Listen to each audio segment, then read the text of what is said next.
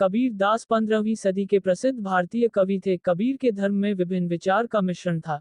इन्होंने अपने गुरु रामानंद की तरह ही हिंदू, इस्लाम और ईसाई तीन धर्मों को मिलाकर ईश्वर को प्राप्त करने का धर्मोपदेश दिया। इन काम की विश्वसनीयता इन महानता का प्रतीक है और दिन तक प्रासंगिक है। धर्मों के बारे में उनकी महत्वपूर्ण समीक्षा के लिए आलोचना की गई, लेकिन कबीर ने परमात्मा के काम का प्रसार करने का काम जारी रखा और उनके इस कार्य ने कई ग्रंथों पर जैसे आदि ग्रंथों पर प्रभाव डाला। 1518 में आखिरी सांस लेने के बाद भी उनकी विरासत कबीरपंथ के रूप में जीवित है।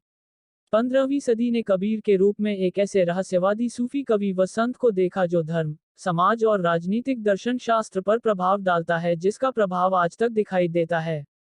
माना जाता है कि उनका जन्म प्रेमी परिवार में हुआ है। उनके जन्म के बारे में विशेष जानकारी की वजह से हिंदू और मुस्लिम के बीच अक्सर उनकी पहचान को लेकर अलग अलग विचार रखे जाते हैं।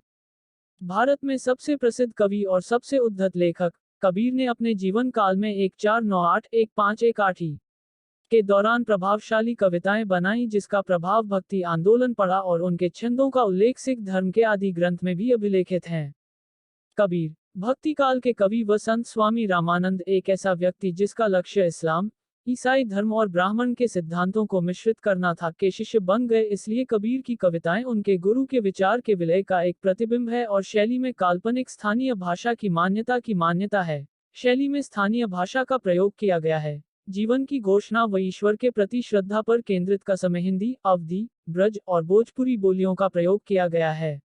कबीर की क्लिप में उस समय के समुदाय ने दबदबा और सोच को अभिव्यक्त किया है। जीवन के प्रति उनके दार्शनिक ने आज की पीढ़ी को उदार विचार की पहुंच दी है। उनकी सिंथ दोनों संस्कृतियां हिंदू धर्म और इस्लाम व सिख धर्म सहित का मुख्य स्रोत बना है। हिंदू और इस्लाम धर्म और उनके अर्थहीन सरकारी तंत्र को रीतिक रिवाजों की आलोचना करने के लिए वह दावा करते हैं कि दोनों धर्मों ने क्रमशः वेद और कुरान की गलत व्याख्या की है और जीवन के सार को नजरअंदाज कर दिया है। उनकी सलाह है कि वन्य जीवन का सही तरीका धर्म के मार्ग के माध्यम से है। सभी लोग ईश्वर के प्रतिबिंब हैं और इस प्रकार सभी समानताएं हैं। वे ईश्वर को समझने और समझने के लिए राम राम के मंत्र का प्रचार करते हैं।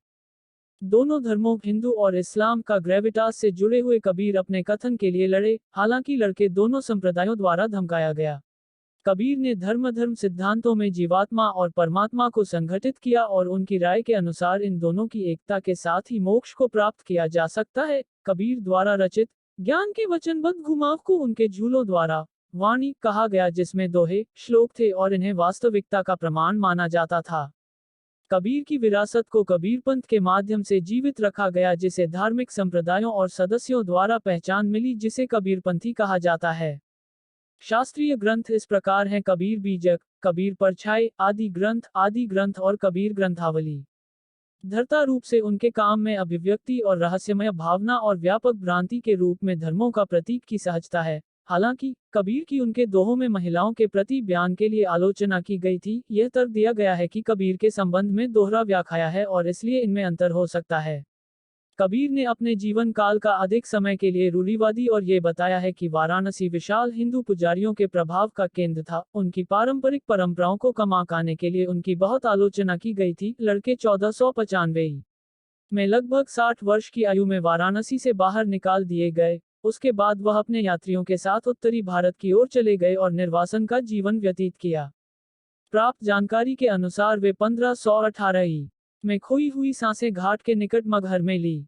उनके जन्म की तरह ही उनकी मृत्यु भी कई विवादों से घिरी रही, जबकि कुछ का मानना कि कबीर एक ब्राह्मण के बेटे थे जिनको एक बेऔलाद मुस्लिम ने गोद ले लिया।